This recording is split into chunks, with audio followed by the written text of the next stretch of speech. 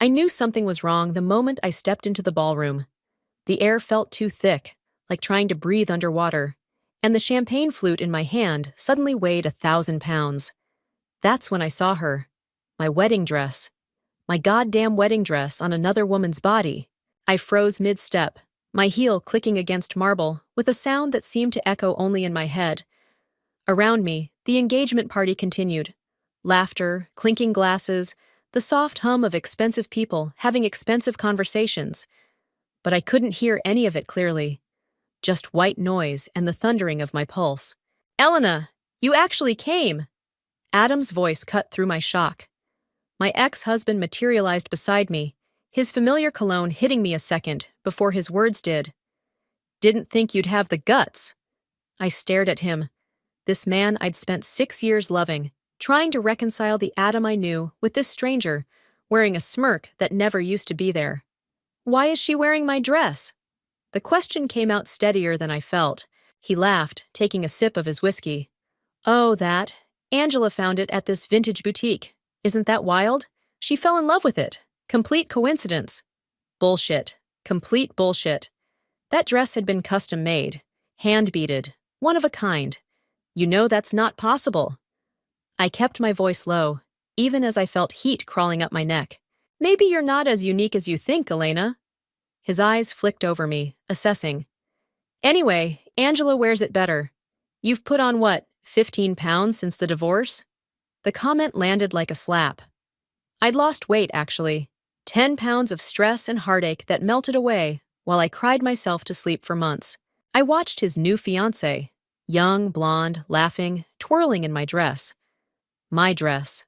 The one thing I'd kept from our marriage besides scars. I'd sold it to a high-end consignment shop 3 months ago in what my therapist called a powerful act of closure. Some closure. "Adam, you need to tell me the truth. Did you—" "Elena, I'm so glad you could make it." Olive, Adam's mother, appeared with her knife-edge smile. She'd never liked me. Too ambitious, too opinionated. Not the proper corporate wife her precious son deserved. "Olive," I managed a tight smile. "Congratulations on your future daughter-in-law. She looks familiar." Something flickered in her eyes. Satisfaction, maybe. "Angela is exactly what Adam needs. You two were never quite right together, were you?" Before I could respond, Adam's arm snaked around my waist, steering me away. His fingers dug into my hip, a warning. "Let's get you a fresh drink," he muttered. "You're making a scene." I wasn't, but I wanted to. At the bar, away from his mother, I turned to face him. "Did you buy my dress from Eloise's Vintage? Did you specifically seek out my wedding dress for your child bride to wear to your engagement party that you invited me to?" His smile never reached his eyes. "You're being paranoid. It's just a dress." "It's my dress." "Was your dress. Past tense. Like our marriage." He signaled the bartender. "Another whiskey, and whatever will calm her down." He nodded toward me. "I don't need anything," I told the bartender. Then to Adam, "Why invite me at all? To torture me?" "Closure, Elena. I thought you'd appreciate the gesture. Aren't you the one who's always talking about healthy boundaries and moving on?" He mimicked my voice on the last words. "Besides, everyone's here. Wouldn't look right if my ex-wife was the only person missing. Everyone." I glanced around and spotted familiar faces from our shared life. Colleagues from his investment firm, country club friends, even my former sister-in-law who'd sworn she'd always be my friend. All of them watching Angela float around in my dress, probably whispering about poor, discarded Elena. "You're enjoying this," I realized aloud. Adam's smile widened. "Don't be dramatic. I'm just celebrating my engagement." A burst of applause drew our attention. Angela stood in the center of the room, radiant in my dress, raising her glass. "I just want to thank everyone for coming tonight," she gushed, "and especially Elena for being so supportive. Not every ex-wife would be this gracious." All eyes turned to me, expectant, judging. I raised my glass mechanically, feeling like I was outside my body, watching this humiliation unfold. "To new beginnings," I said, the words ash in my mouth. The crowd echoed the toast. Adam squeezed my shoulder, a gesture that might look friendly to others, but felt like a victory lap. See? Painless, he whispered. As people returned to their conversations, I caught Angela watching me. For just a second, her perfect smile slipped, revealing something calculating beneath. Then she winked at me before turning back to her admirers. That wink changed everything. This wasn't a coincidence. This was orchestrated. Every detail, the dress, the invite, the public humiliation, designed to break me. I set down my untouched drink. I need to use the restroom. Adam wasn't listening anymore, already drifting back toward his bride-to-be. I didn't head for the bathroom. Instead, I walked straight to the coat check, collected my things, and stepped into the cool night air. They thought they knew me, fragile, predictable Elena, who'd crumble under pressure. They were wrong. I pulled out my phone and made a call. Celeste, it's me. I need your help with something. He did what? Celeste's voice crackled through my phone as I paced the sidewalk outside the hotel. 3 a.m. And sleep wasn't even a distant possibility. Had his new fiancée wear my wedding dress to their engagement party. My actual wedding dress. That's not just petty, that's pathological. Celeste had been my friend since college, before Adam, before everything. She'd never liked him. And you're absolutely sure it was yours? The left shoulder strap had that tiny repair where it tore during our first dance. I'd know that dress anywhere. My breath clouded in the night air. And then Angela winked at me, like we were sharing a joke. What are you going to do? I stopped under a streetlight, watching moths batter themselves against the glass. I don't know yet, but I'm done being the sad ex-wife they can parade around for entertainment. Elena, Celeste's tone shifted. I get that you're hurt, but it's not about being hurt. It's about being played. I resumed pacing. He's trying to erase me, replace me with a younger model, and make me watch. And everyone's letting him.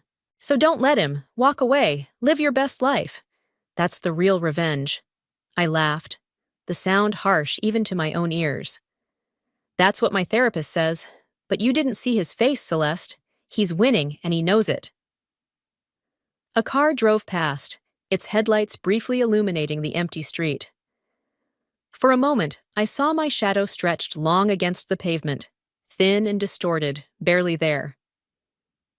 Come over, Celeste said finally. You shouldn't be alone right now.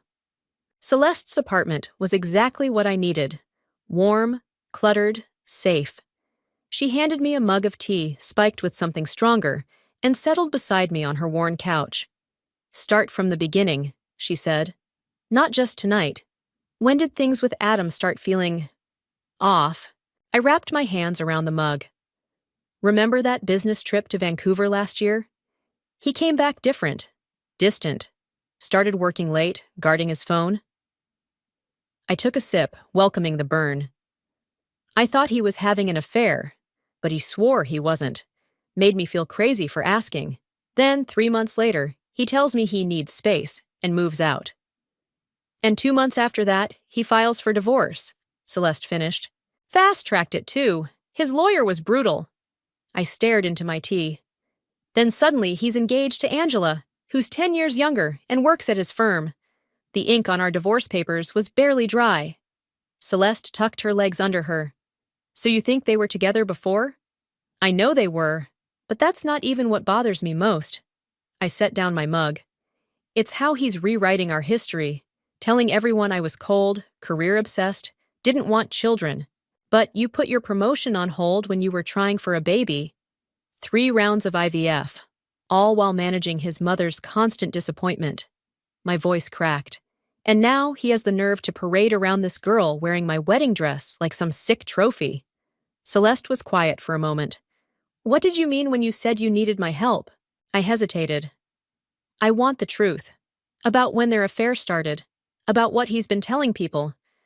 I need to know if I've been the villain in his story all along. And then what? Then I decide if he deserves to keep his perfect new life intact. Celeste studied me.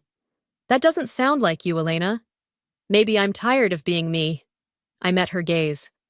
The me that everyone walks over. She reached for her laptop. I'm not helping you do anything crazy, but information? That I can do. She typed for a moment. Angela Kent, right? Let's see what social media tells us. We spent the next hour scrolling through Angela's Instagram, carefully curated photos of brunches, yoga poses, and, starting 8 months ago, subtle hints of a new relationship. No faces, just masculine hands holding coffee cups, the edge of a familiar watch. 8 months, I whispered. We were still together. Wait, look at this! Celeste pointed to a photo from last summer. Angela on a boat, Vancouver's skyline behind her. The caption, business trips don't have to be all business, with a winking emoji. Vancouver! My stomach clenched. That's when it started. Celeste clicked through to the comments. One caught my eye. Our secret's getting harder to keep. Worth it, though. From a private account with only Adam's initials. I need to sit down. You are sitting down. Then I need to stand up. I paced Celeste's living room. He was with her in Vancouver, while I was injecting myself with hormones and planning our future. Elena! My phone buzzed with a text. Unknown number. I saw you leave early. We should talk. There's more you don't know.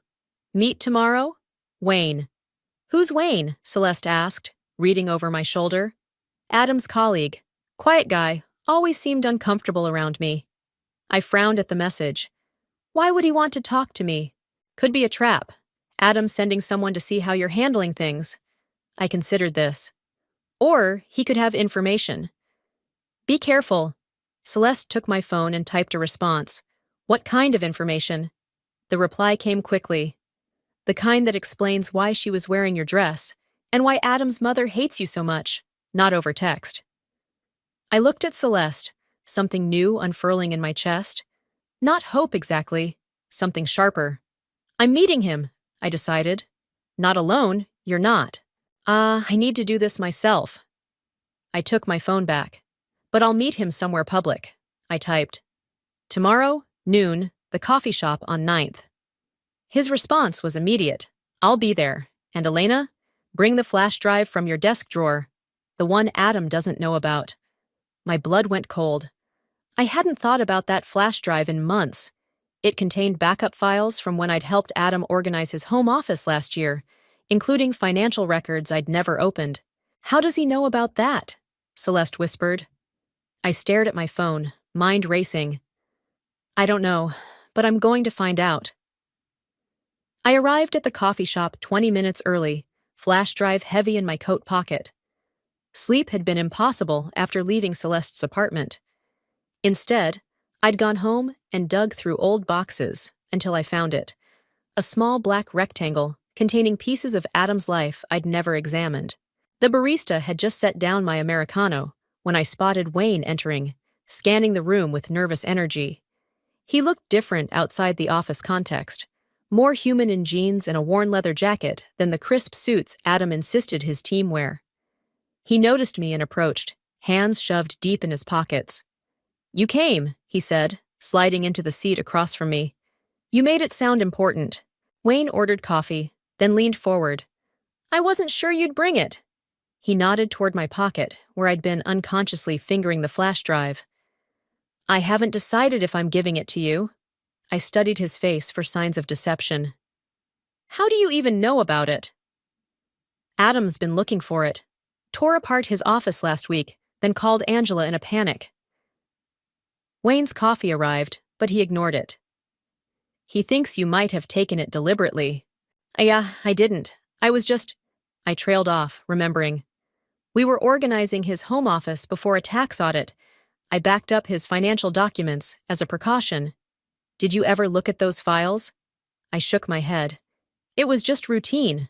Why would I? Wayne took a sip of his coffee, grimacing at the heat. Because Adam's been running 2 sets of books for years, one for the IRS, one for his clients. The words didn't make sense at first. Adam was arrogant, controlling, unfaithful. But a criminal? That's a serious accusation, I said carefully. It's why I left the firm 3 months ago. I found discrepancies, confronted him, and he offered me money to stay quiet. Wayne's voice was low, steady. I refused. He threatened to ruin my reputation if I went to the authorities. Why are you telling me this? Because that flash drive might contain proof. And because you deserve to know what kind of man you were married to. I pulled out the drive, turning it over in my hands. This doesn't explain the wedding dress. Wayne's expression darkened. That was Angela's idea. She found out you'd sold it and specifically tracked it down. She's not just Adam's girlfriend. She's his partner in everything. Including fraud? Especially that. She's the one who handles most of the offshore accounts. My head was spinning. Wait, back up.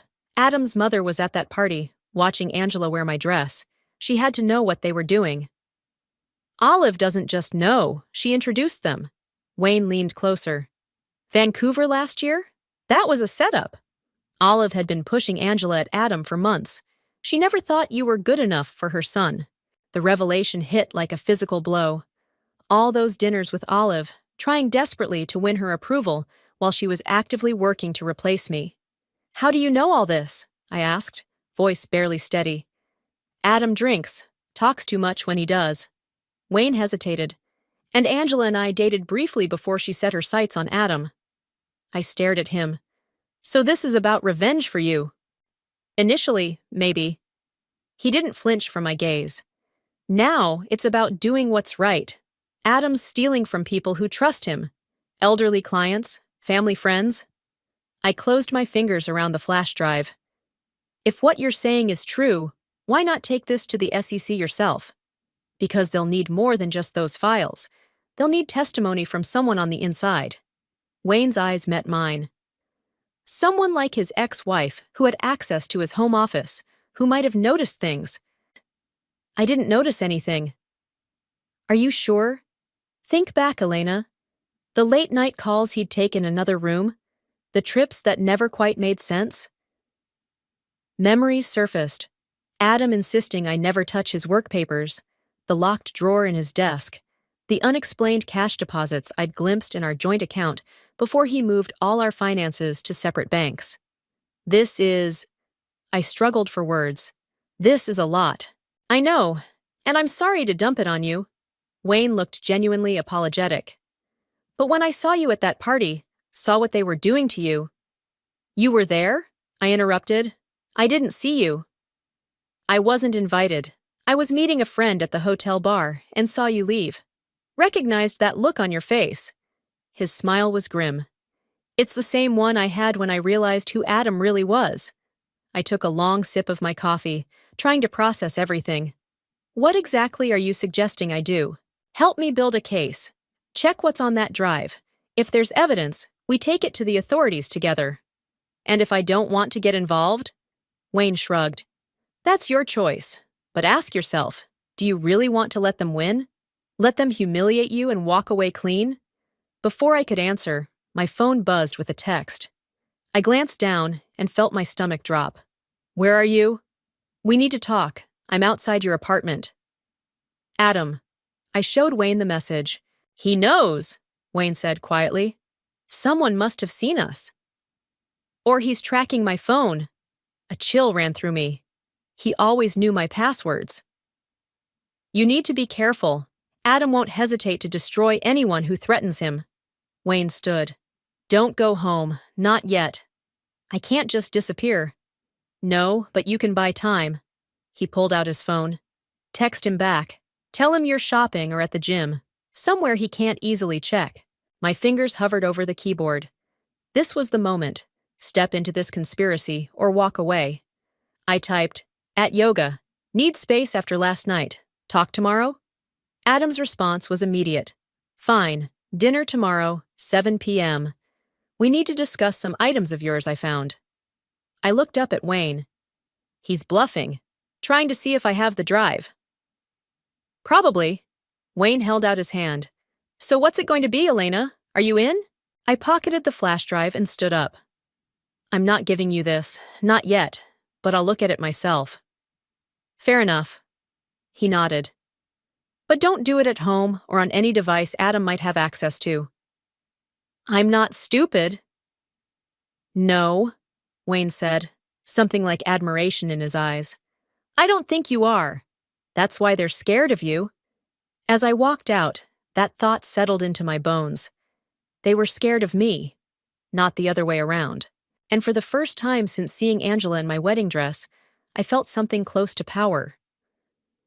I sat in Celeste's spare bedroom, staring at her laptop screen as files populated the window.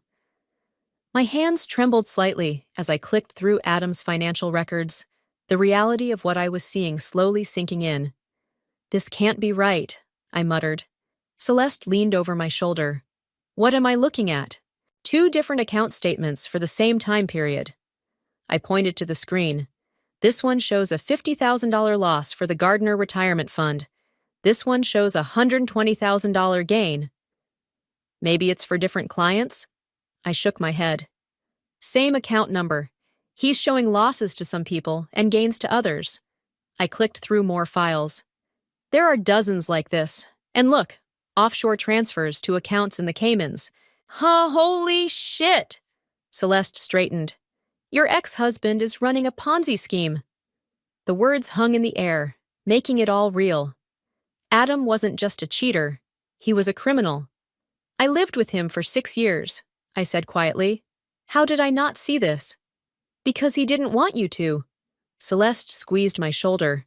What are you going to do? Before I could answer, my phone rang. Phoebe, my younger sister. Hey, I need to take this. I stepped into the hallway. Phoebe, what's up? Where are you? Her voice was tight with tension. Adam's looking for you. He came by my place. My stomach dropped. What? Why? Said he needed to talk to you about some financial documents that went missing during your divorce. Said it was urgent. She paused. Elena, he seemed really on edge. What's going on? I closed my eyes, leaning against the wall. It's complicated. Did you tell him where I was? Of course not. I said we hadn't talked in days. Another pause. Which is true, by the way. You've been MIA since the divorce. The guilt hit hard. I had withdrawn from everyone, including my sister. I'm sorry, Phoebe. Things have been difficult. Yeah, well, difficulty seems to be following you. Adam brought his mother with him. Olive was there? Alarm shot through me. She spent the whole time making these little comments about how worried they are about your mental state since the divorce. How you've been acting erratically. Phoebe's voice hardened. They're setting something up, Elena. Creating a narrative? My mind raced. If Adam suspected I had evidence of his fraud, he'd do anything to discredit me. Phoebe, listen to me. Don't tell anyone you've spoken to me, okay? Not even Mom. You're scaring me. I'm fine. I just need some time to handle something. I took a deep breath. Do you trust me? You know I do. Then trust that I'm okay, and I'll explain everything soon. After hanging up, I returned to find Celeste staring at the laptop with a troubled expression. There's something else, she said, turning the screen toward me. Look at these emails. I scanned the correspondence between Adam and his mother. Plans for the Vancouver trip. Discussions about Angela. And then I saw my name. Elena's getting suspicious. We need to accelerate the timeline. Are the papers ready? Remember, we need to protect the assets before she finds anything. Don't worry about Elena. She trusts you completely. She'll sign whatever you put in front of her. The emails were dated 3 weeks before Adam asked for a divorce. They planned everything, I whispered. The separation, the divorce, all of it. Elena, Celeste hesitated. These divorce papers. Did you read them carefully before signing? I thought back to those awful days, signing whatever my lawyer put in front of me, just wanting it to be over. I trusted my attorney. Who recommended your attorney? The realization hit like ice water. Adam did.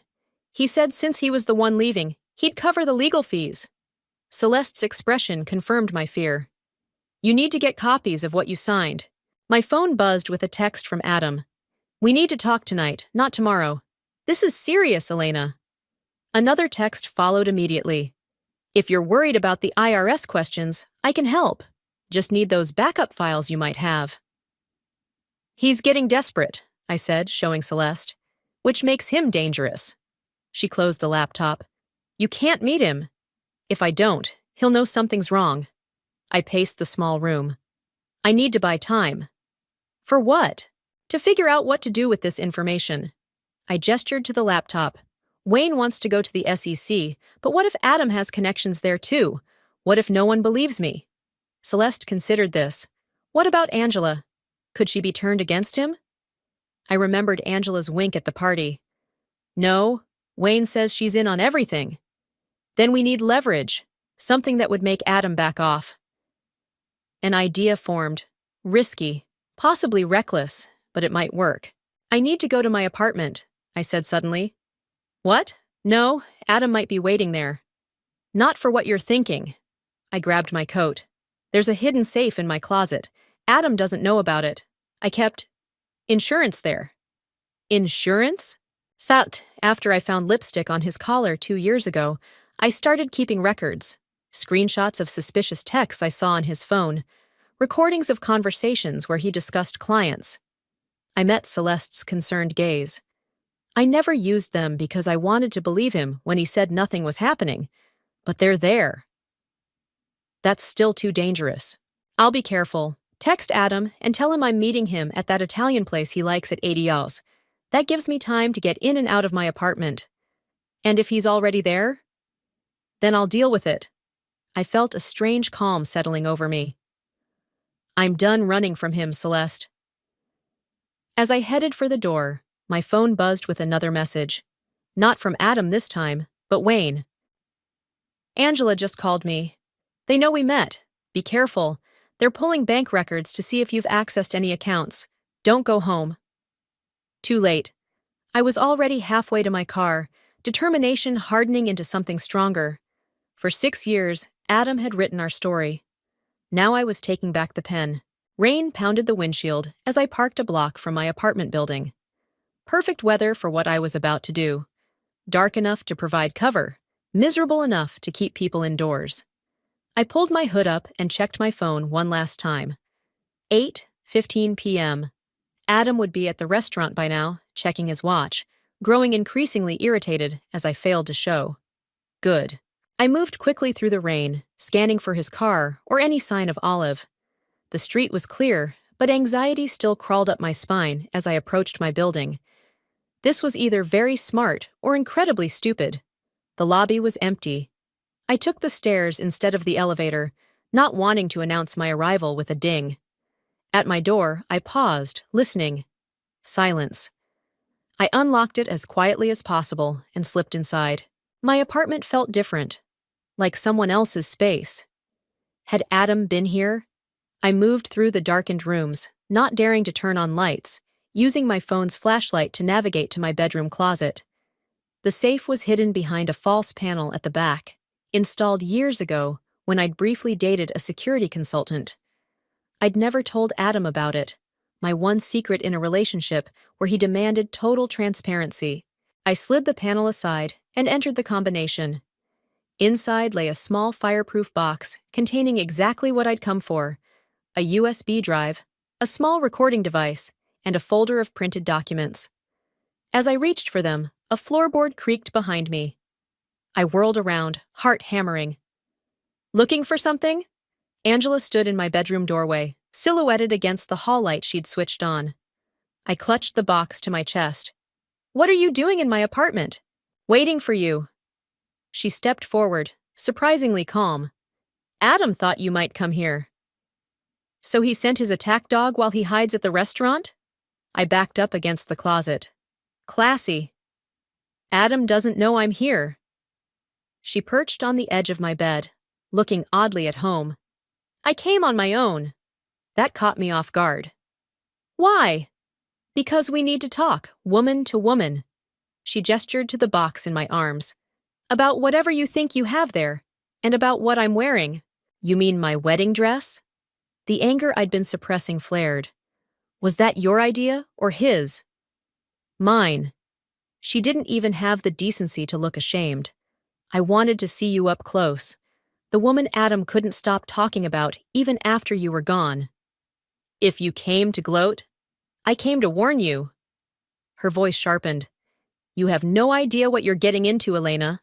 Adam isn't just angry, he's scared. And that makes him dangerous. I studied her face, trying to read her angle. Why would you care? Because I've seen what happens to people who threaten him. She twisted the engagement ring on her finger. His last assistant found some discrepancies in the books. Asked too many questions. Now she can't get hired anywhere in finance. Is that supposed to scare me? It should. Adam has powerful friends. He's already talking to people about your fragile mental state since the divorce. The same narrative Olive had been feeding Phoebe. I felt cold despite the stuffiness of the room. Wayne told you about the fraud, didn't he? Angela continued. About the 2 sets of books? I kept my expression neutral. Why would Wayne tell me anything? Don't play dumb. We know you met with him. She leaned forward. What you don't know is that Wayne isn't the white knight he pretends to be. He was happy to look the other way until Adam passed him over for promotion. You're lying. Am I? Ask him about the Dennison account. Ask him where that money really went. My grip tightened on the box. If you're trying to confuse me, I'm trying to give you an out.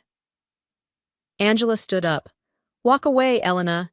Give Adam whatever files you have, sign a non-disclosure agreement, and he'll make it worth your while. You think I can be bought? Everyone has a price. She shrugged. Yours is $500,000. Enough to start over somewhere new. The offer hung in the air between us. $500,000 to forget what I'd seen. To let them continue stealing from people who trusted them. Why the wedding dress? I asked suddenly. If this is about buying me off, why humiliate me first? Something flickered across her face.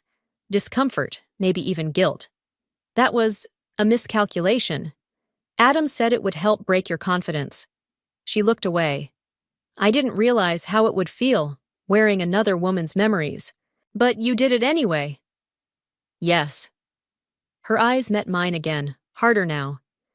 Because that's what it takes to survive in Adam's world. Compromise, sacrifice, doing things that make you hate yourself a little. The rain drummed against the windows, filling the silence between us. Is that what you want? I asked quietly. To survive in Adam's world? For a moment, her mask slipped. I saw uncertainty, maybe even fear. Then it was gone. What I want doesn't matter anymore. She moved toward the door. You have 24 hours to decide. After that, Adam will do whatever it takes to protect himself. And what about you? Will you do whatever it takes to protect him? She paused in the doorway. I'll do whatever it takes to protect myself. Her eyes flicked to the box in my hands. Just like you're doing. After she left, I stood frozen, listening to her footsteps fade down the hallway. The apartment door opened and closed. I sank onto my bed, mind racing. Angela's warning seemed genuine, but so did her threat. And her comment about Wayne troubled me. What if he wasn't the ally I thought? My phone buzzed with a text from Adam. Where are you? We had a deal. Then another. Just talked to Angela. Smart move coming home. Let's meet tomorrow. My office, 10 a.m. So Angela had already reported back to him. Whatever moment of honesty we'd shared was over. I opened the box and examined its contents. The recordings, the documents, evidence of Adam's indiscretions, but nothing concrete about the fraud. Not enough to protect me if he came after me with everything he had. I needed more, and I knew exactly where to get it. I texted Wayne. We need to talk about the Dennison account. His response was immediate. Who told you about that? Your move, Wayne, I wrote back. Either you're with me or you're with them. Wayne chose a diner on the outskirts of town for our meeting, the kind of place with sticky laminate menus and waitresses who called everyone Hun. I arrived first, sliding into a back booth with a clear view of both entrances. My evidence box sat beside me, a physical reminder of what was at stake. I'd barely slept after my encounter with Angela, her warnings mixing with memories of Adam until I couldn't separate truth from manipulation. Wayne arrived looking worse than I felt. Unshaven, dark circles under his eyes, constantly glancing over his shoulder. You're being followed, he said without preamble, sliding into the booth. What? How do you know? Because I've been followed for 3 days. He ordered coffee when the waitress approached, then leaned forward. Black sedan, 2 men. They're parked across the street. I resisted the urge to look. Adam's doing? Probably. After you texted about Dennison, I knew they'd made contact. His eyes dropped to the box. Is that what I think it is? Depends what you think it is. I kept my hand firmly on the lid. Before we go any further, I need the truth about Dennison. Wayne's jaw tightened. Who told you about that account? Angela paid me a visit last night, said you weren't as innocent as you pretend to be. He laughed without humor. Of course she did. They're trying to turn us against each other. So there's nothing to tell? The waitress delivered his coffee. Wayne waited until she was out of earshot. Dennison was one of Adam's first fraudulent accounts, 5 years ago. He stirred his coffee without drinking it. I helped set it up. That's what Angela wanted you to know. The admission hung between us. I'd expected denials, not confession. So you were part of this? Yes. Before I understood what Adam was really doing. Wayne's knuckles whitened around his mug. He said it was a tax strategy for a difficult client. By the time I realized we were stealing from people's retirement funds, I was already implicated. Why should I trust you now? Because I'm the only one with nothing left to lose. He finally met my eyes. Adam took everything, my career, my reputation. All I have left is the chance to make this right. I studied him, searching for deception. Found only exhaustion and something that looked like regret. What's in the box, Elena?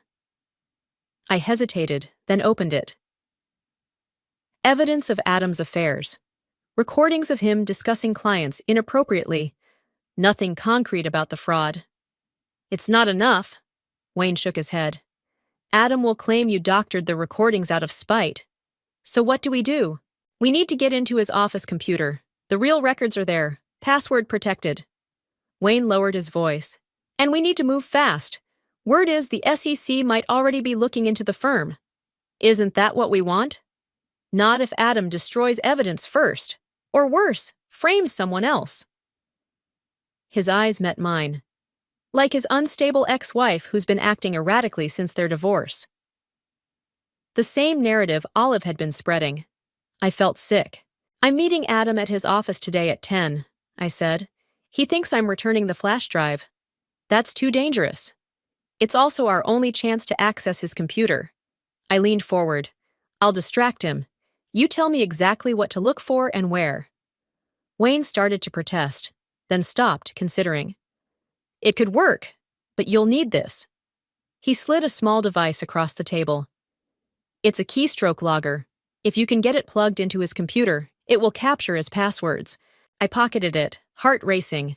What about the men following you? I'll lose them. I've done it before. He glanced at his watch.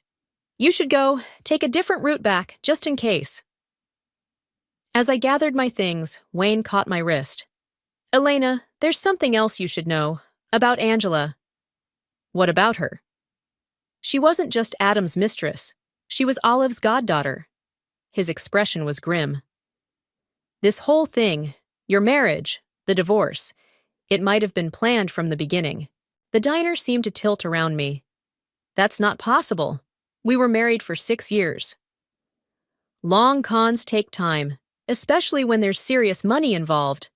Wayne released my wrist. Just be careful. Trust no one. I left the diner in a daze, Wayne's words echoing. Could my entire marriage have been a setup? It seemed too elaborate, too cruel even for Adam. Yet as I drove toward the office building that had once been like a second home, memories resurfaced with new context. How Adam had pursued me relentlessly after we met at a charity event, Olive's charity event. How he'd insisted I quit my job at a competing firm to avoid conflicts of interest. How he'd managed our finances from day one. By the time I pulled into the parking garage, a cold clarity had settled over me. Whether Wayne was right about everything or not, one thing was certain. I'd been played. My phone buzzed with a text from Celeste. Are you sure about this? We could still go to the police. I typed back. With what? They'll believe Adam over me. I need proof. Be careful. Call me the second you're out. I tucked my phone away and checked my reflection in the rearview mirror. I looked calm, collected. Nothing like the turmoil inside me. The security guard nodded as I entered the building, recognizing me from my years as Adam's wife. "Mrs. Warren, haven't seen you in ages." "It's Ms. Warren now, Rick." I forced a smile. "Just stopping by to drop something off." "Mr. Warren's expecting you. Go right up." The elevator ride to the 12th floor gave me time to steady my breathing, to rehearse my approach. I needed to appear conciliatory, maybe even a little afraid. When the doors opened, Angela was waiting. "Elena." Her smile didn't reach her eyes. "Adam's on a call. He asked me to get you settled in his office." "How convenient." She led me down the hallway, heels clicking on marble. "Did you consider our offer?" "I'm here, aren't I?" At Adam's office door, she paused. "For what it's worth, I meant what I said last night. About being careful." Before I could respond, the door opened and Adam appeared, phone still pressed to his ear. "I'll call you back," he said to whoever was on the line. His eyes locked on mine, cold and calculating. "Elena, right on time." As I stepped into his office, I felt the weight of every decision that had led to this moment. There would be no going back after today. "Let's talk," I said, closing the door behind me. Adam's office hadn't changed. The same mahogany desk, the same view of the city skyline, the same photo of us on our honeymoon that he'd never bothered to remove. I wondered if clients found it reassuring, this fiction of a happy marriage preserved in a silver frame. "You look tired," he said, gesturing for me to sit. I remained standing. "Funny how fraud investigations will do that to a person." His smile faltered for just a moment, before returning, tighter than before. "Always so dramatic, Elena. There's no investigation." "Not yet." We studied each other across the expanse of his desk. I'd once found his confidence attractive. Now I saw it for what it was, the practiced ease of a man accustomed to getting away with everything. "Do you have what I asked for?" He held out his hand. I reached into my bag and produced the flash drive. Not the one with the evidence, but an identical decoy Wayne had provided. "Before I give you this, I want answers." I kept my voice steady. "About Angela, about the wedding dress, about all of it." Adam sighed, lowering his hand. "What do you want to know?" "How long were you planning to replace me?" "It wasn't like that." "Wasn't it? Angela is Olive's goddaughter. That's quite a coincidence." Something flickered in his eyes. Surprise that I knew, quickly masked. "Who told you that?" "Does it matter?" "It's true, isn't it?" He leaned back in his chair. "Yes, Angela is Olive's goddaughter, but that has nothing to do with us." "So you didn't meet her through your mother? Weren't pushed together at every opportunity?" I stepped closer to his desk. "Wasn't groomed to take my place? You're creating conspiracies where there are none." Adam stood, moving to the window. "Our marriage ended because we wanted different things. You were obsessed with having a baby, with fitting some perfect family mold. I went through IVF because you wanted children." The words burst out before I could stop them. "You were the one who talked about legacy, about carrying on the Warren name. And you were the one who failed to deliver." The cruelty in his voice was casual, practiced. 3 rounds of IVF, Elena. All that money spent, and nothing to show for it. The room seemed to tilt. We'd never spoken so bluntly about our fertility struggles. In all our fights, he'd never directly blamed me. "So that's why you cheated? Because I couldn't get pregnant?" "I cheated because you were no longer the woman I married." He turned back to face me. "You became obsessed, desperate. It wasn't attractive." Each word was a precision strike, targeting old insecurities. I recognized the technique now, the way he'd always twisted arguments to make me doubt myself. Not this time. I placed the flash drive on his desk. "You know what I think? I think you never wanted children with me. I think it was a convenient excuse to make me feel inadequate while you set up your exit strategy." "That's absurd." "Is it? Because the timeline works perfectly. You pushed for IVF, knowing the hormones will make me emotional. You use that to paint me as unstable. Meanwhile, you're embezzling from clients and setting up Angela as my replacement. Adam's expression hardened. You need to be very careful about what you're implying, Elena. Or what? You'll ruin me? Spread rumors about my mental health? I laughed, the sound sharp in the quiet office. You're already doing that. He moved toward me, stopping just inches away. Give me the real flash drive, not this decoy. My heart stuttered. He knew. I don't know what you're talking about. Wayne isn't as loyal as you think. Adam smiled coldly. He called me this morning, told me everything. The betrayal hit like a physical blow. Wayne had set me up. All those warnings about being careful, about trust, while he was playing both sides. I needed to get out of there. We're done here. I turned toward the door. Adam caught my arm, fingers digging in. We're done when I say we're done. The old Elena would have flinched, would have tried to placate him. The new Elena twisted out of his grip and stepped back. Don't touch me. Or what? He advanced again. What exactly do you think you can do to me, Elena? I have everything. The money, the connections, the credibility. You have nothing. I have the truth. The truth? He laughed. No one cares about the truth. They care about perception. And the perception is that you're a bitter ex-wife trying to destroy me because I moved on. As he spoke, I noticed his computer on the desk behind him. The keystroke logger felt heavy in my pocket. I needed to distract him. The wedding dress, I said suddenly. Why did you do that? The question caught him off guard. What? Why have Angela wear my wedding dress? What was the point of that cruelty? Something like satisfaction crossed his face. Because I wanted to see if you still cared, if you still had feelings for me. That's pathetic. Is it? You showed up. You let it hurt you. He stepped closer again. You still love me, Elena. That's your problem. You always will. The arrogance, the absolute certainty in his voice ignited something in me. Not anger, but clarity. In that moment, I saw him completely. Not the man I'd loved, but the hollow shell I'd projected my hopes onto. No, Adam, I don't love you. I met his gaze steadily. I don't even know you, and I'm not sure I ever did. Confusion flickered across his face, quickly replaced by anger. Enough games. Where's the real flash drive? With people you can't reach. I took a deliberate step toward his desk, toward his computer. People who already have copies of everything.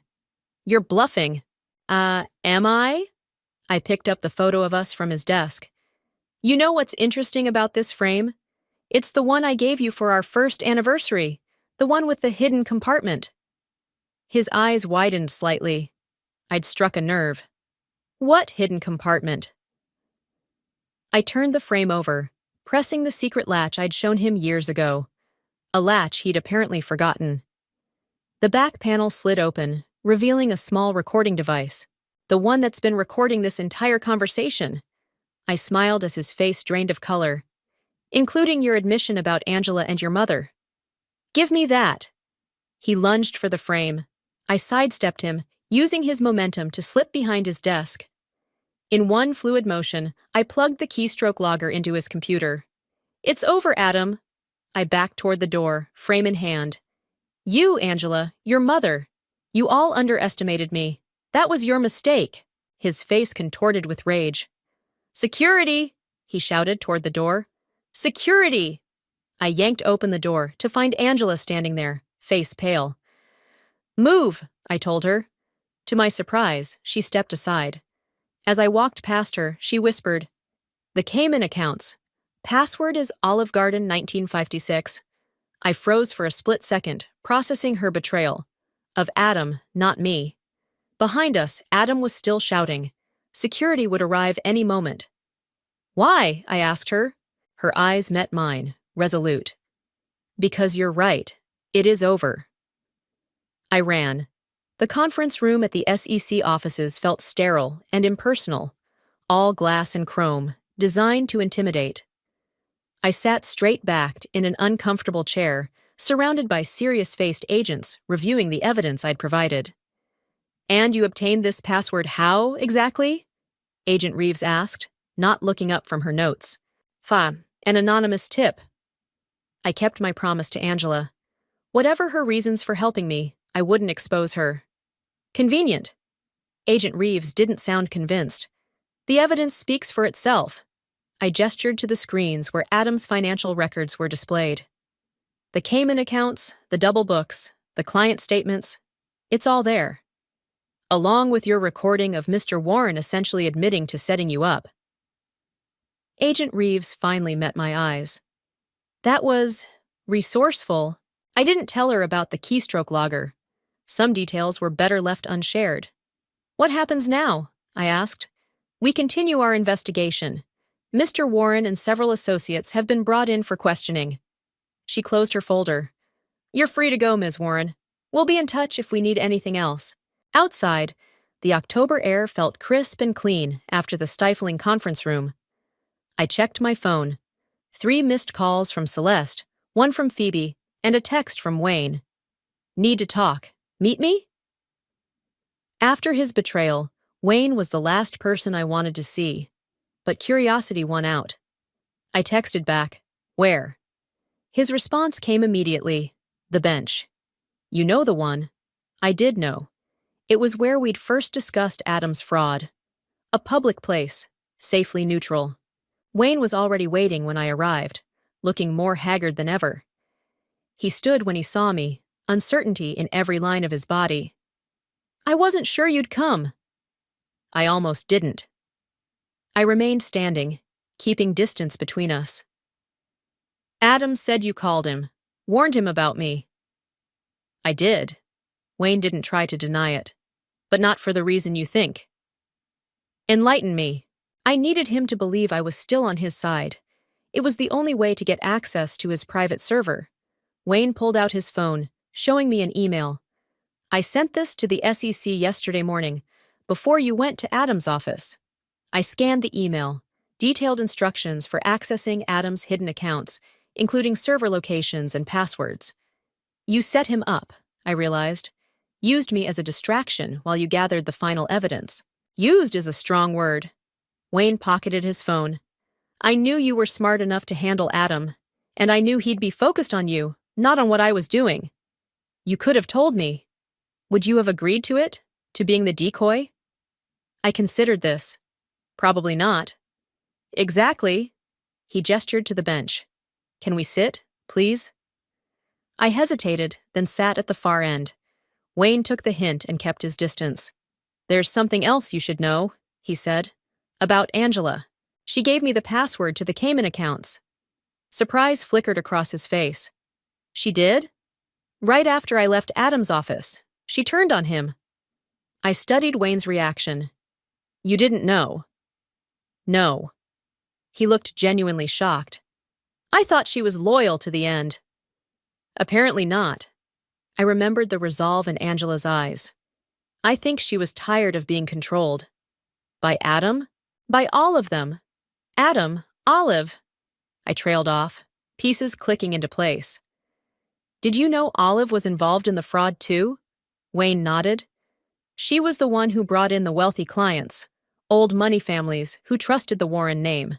The full scope of their operation was still unfolding, a family business built on lies and theft, and I had been an unwitting part of it." "What will you do now?" Wayne asked. The question caught me off guard. I'd been so focused on exposing Adam that I hadn't thought beyond this moment. "I don't know," I admitted. "Start over, I guess." "For what it's worth, I'm sorry." Wayne's voice was quiet. "For not being honest with you." I should have been angry. Instead, I felt a strange sense of peace. We all did what we had to do. I stood, ready to leave this bench and everything it represented behind. "Goodbye, Wayne." Phoebe's apartment was warm and chaotic, exactly what I needed after the sterile SEC offices. She opened the door and immediately pulled me into a fierce hug. "I saw the news," she said into my hair, Adam's firm is under federal investigation. That was you, wasn't it? Part of it. I followed her inside, where Celeste was already waiting, an open bottle of wine on the coffee table.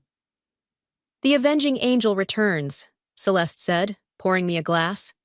How does it feel? I took the wine, considering. Unfinished. What do you mean? Phoebe settled beside me. Adam's going down, you won. It's not about winning. I took a sip, letting the warmth spread through me. There's one more thing I need to do. The storage facility was on the outskirts of town. Anonymous, secure, forgettable. I entered the code and rolled up the door to Unit 247. Inside sat a single garment bag.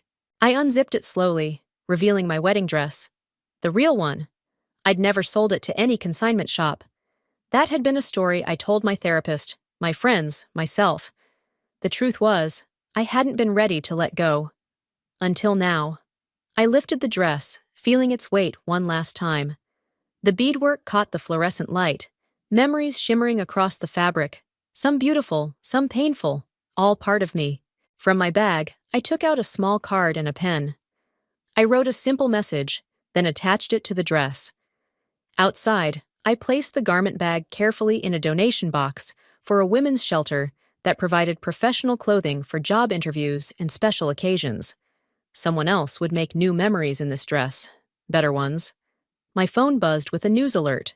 Warren Investment CEO and CFO indicted on multiple fraud charges. I didn't need to read it. That chapter was closed. As I walked to my car, I felt lighter than I had in years. Adam had taken many things from me, my trust, my confidence, years of my life, but he'd never taken my resilience.